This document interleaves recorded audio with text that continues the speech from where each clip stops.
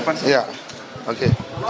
Oke, hari ini kita mendampingi Saka, Tata. Oke.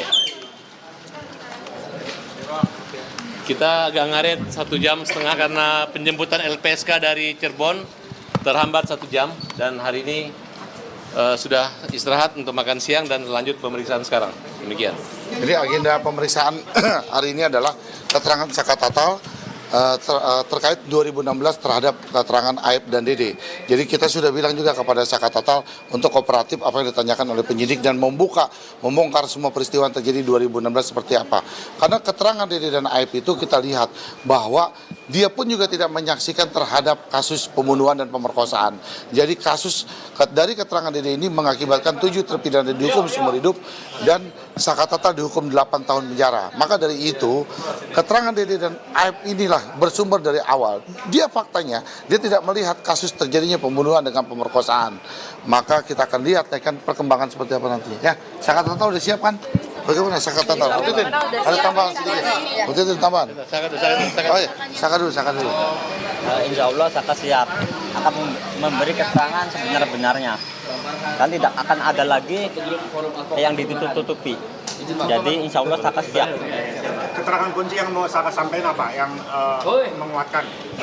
Ya, itu akan disampaikan.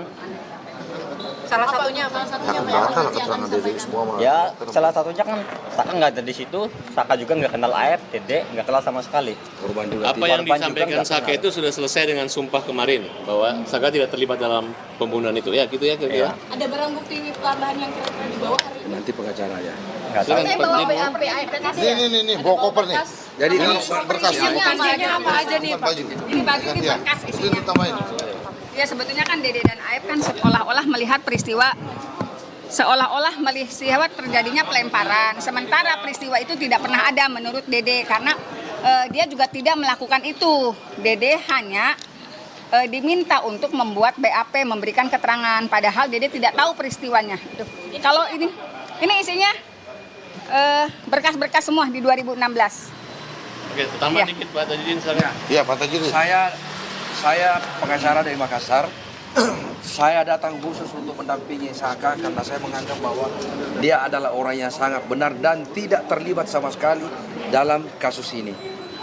Sehingga dengan demikian semua bukti-bukti itu jangan ditanya kepada Saka. Yang ada bukti itu ada kepada pengacara nanti yang akan menunjukkan kepada para penyidik. Itu Berarti aja. hari ini bawa BAP dari Semua bukti-bukti ada sama Ibu Titin.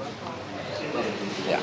Jadi Oke. kami dipimpin oleh Pak Kita- Farad ini sudah siap semua. Termasuk bukti percakapan telepon antara Widi dan Pina sebelum kematian. Iya. Artinya dengan ada bukti tersebut kita bisa pastikan bahwa tidak ada peristiwa di belakang showroom itu. Tidak ada. Ya, Saka ya? Ya. Kamu waktu itu ditangkap gara-gara apa? Waktu itu tujuan ditangkap itu apa? Tiba-tiba ditangkap. Ya, pas ditangkap tujuan yang nganterin motor habis beli bensin. Cuma kumpul-kumpul Iya. aja.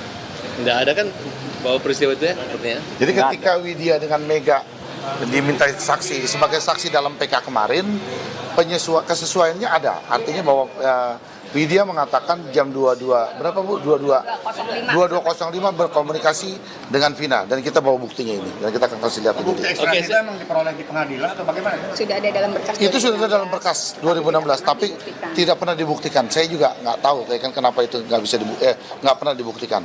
Jadi putusannya membuat 7 terpidana mati dihukum setengah mati seumur hidup adalah keterangan 2 orang saksi itu, Dede dan Aib, yang menyatakan melihat, mendengarkan dan melihat di lokasi kejadian walaupun dengan jarak 100 meter. Nah itu, sedangkan mereka tidak hadir di pengadilan, hanya di berita sumpah. Dan dari 2 saksi itu, Dede sudah mencabut laporannya, pengaduan dan keterangan dia.